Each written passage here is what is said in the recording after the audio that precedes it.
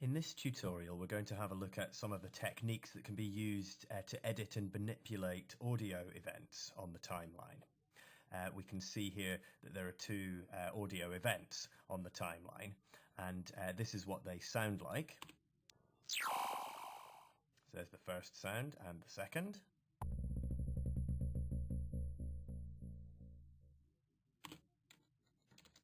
So the first thing that we're going to look at is the editing that you can do when the object selection tool is in use. This is the object selection tool here. It's the tool which is selected by default when you open a Cubase project. And it has three different modes which can be seen by clicking on this little arrow here. We have a choice of normal sizing, sizing moves contents, and sizing applies time stretch. And we're going to look at each of these in turn. So first of all, normal sizing. This will allow me, with an event selected, to drag these white handles and resize the event, like so. So if I zoom in here, we can see that there's actually a tiny little click at the start of this audio event. And let's say that I wanted to edit that out. Drag the white handle and edit that little piece of unwanted audio out. If I have the object selection tool in sizing moves contents mode, if I move this handle on the right, notice that it's still resizing the audio event, but it's moving the contents of the audio event at the same time.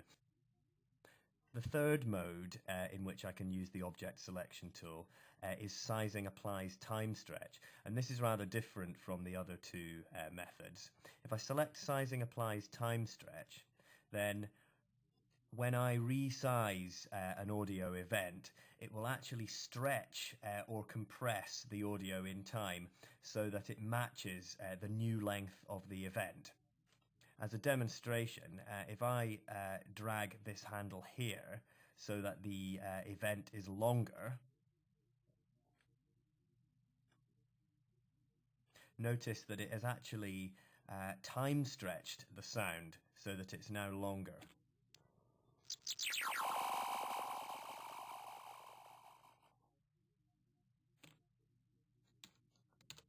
And I'll return that to its normal state for now. So it's important to take note when you're using the object selection tool of which mode you have the tool in, because otherwise it is quite easy to accidentally apply time stretches to events unintentionally. You can toggle between the three modes of the object selection tool by using the 1 key on the keyboard, like so. There are also a number of manipulations you can make with audio events by right-clicking on them. If I right-click and go to the Process menu, firstly, if I choose from the Process menu Reverse, this will reverse the audio in the event such that it plays backwards.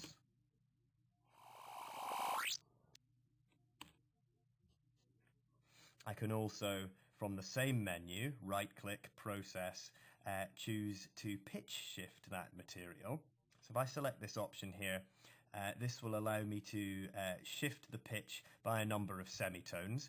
So let's say I want to drop the pitch by 12 semitones. I've selected -12 here. I can preview what that's going to sound like without actually applying the process. So that's what the event is going to sound like once it has been pitch shifted. And if I now choose Process, Cubase will apply the pitch shifting process to that sound file.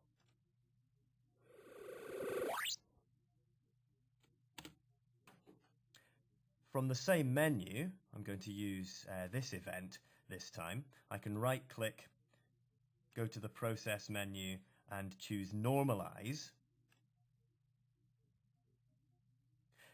And the normalize function will maximize the largest amplitude within the event so that it is as loud as it can possibly be.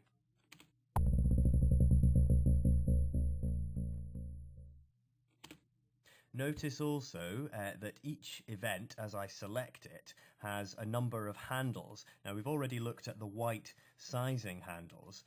In the top of each event, we can also see little blue handles here. Now these two are the fade handles, and by moving these, I can apply a fade in, for example, to the audio event, and the fade out works in exactly the same way. Having applied a fade, if I want to fine-tune the fade curve, I can right-click on the object and go to the Audio submenu and open the Fade Editor. And this, as we can see at the moment, we're using a linear fade in, but if I want to, I can select various different curves for the fade in and apply that if I want to.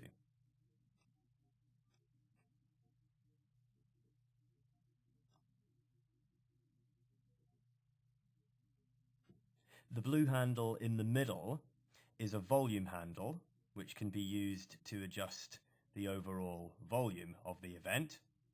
0 dB being the normal setting, so if I want to return it to normal, I adjust it until I see 0 dB.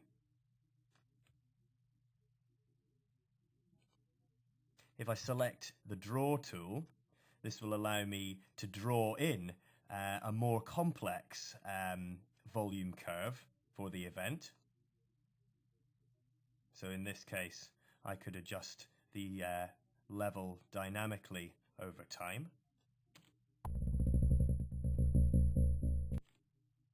And if I want to remove these nodes on the volume automation, I can hold down the Shift key and use the eraser to do so.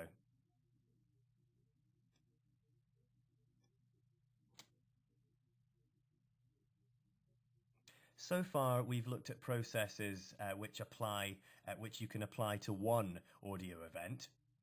There are also various things that you can do with multiple audio events.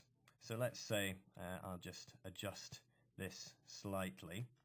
If I now move these audio events so that they're overlapping, let's say I want to create a sound which combines these two separate events, I can actually overlap them. And what this will sound like just now is like this.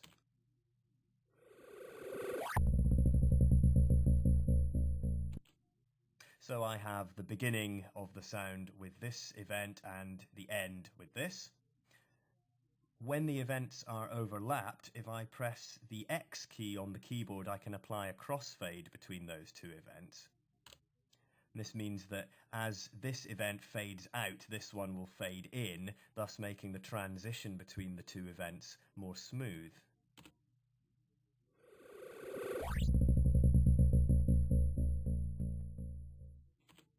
Having applied a crossfade, I can then resize it, like so, if I want to fine-tune the crossfade.